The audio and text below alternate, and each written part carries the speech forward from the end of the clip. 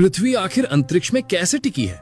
क्योंकि अगर आप पृथ्वी से थोड़ा दूर जाकर देखेंगे तो आप देख पाएंगे हमारी ये नीली सी बॉल किसी चीज पर टिकी नहीं है। इसके नीचे कुछ नहीं है, सिर्फ खाली अंतरिक्ष।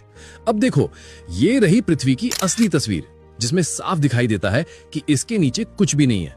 तो सवाल उठता है, ये पृथ्वी आखिर टिकी कैसी हुई है? अब सोचो, ये कैसे मुमकिन है?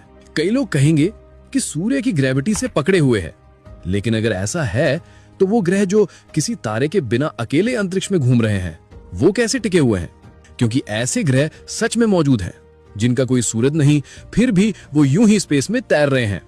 वैज्ञानिकों ने कई ऐसे ग्रह खोजे हैं जो अपने तारे से आजाद होकर अकेले ही अंतरिक्ष में तैर रहे हैं, यानी बिना किसी सूरज के, बिना किसी ऑर्बिट के, फिर भी मौजूद हैं। तो इसका मतलब है कि गुरुत्वाकर्षण अकेला जिम्मेदार नहीं है जो हमें ब्रह्मांड में टिकाए हुए है। तो फिर ऐसा क्या है जो हर चीज को इस विशाल ब्रह्मांड में नीचे गिरने से रोक रहा है? वैज्ञानिक कहते हैं, अंतरिक्ष वैसा नहीं है जैसा हम देखते हैं। वो खाली नहीं है, बल्कि ये पूरा ब्रह्मांड एक फैब्रिक यानी एक कपड़े की तरफ फैला हुआ है, जैसे हम स्पेस टाइम कहते हैं। आप इसे यूं समझो, अगर उस कपड़े पर आप कोई बॉल रखो तो वो हल्का सा झुक जाएगा।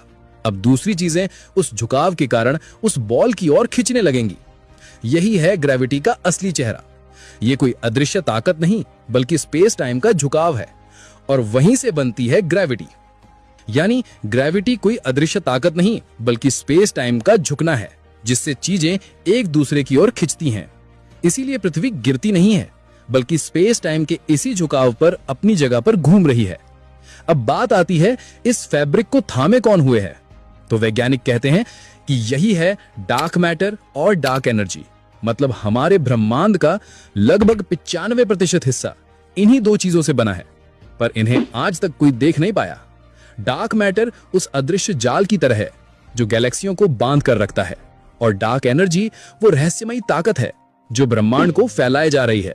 यानी हम जो कुछ भी देख सकते हैं, तारे, ग्रह, इंसान, हवा, पानी, वो सब मिलाकर सिर्फ 5% हैं। बाकी सब कुछ वो अदृश्य कपड़ा है जो हमें संभाले हुए है। हम सब एक अदृश्य कॉस्मिक फैब्रिक में तैर रहे हैं, एक ऐसी जगह जहां हर चीज दिखने से ज्यादा रहस्यमयी है।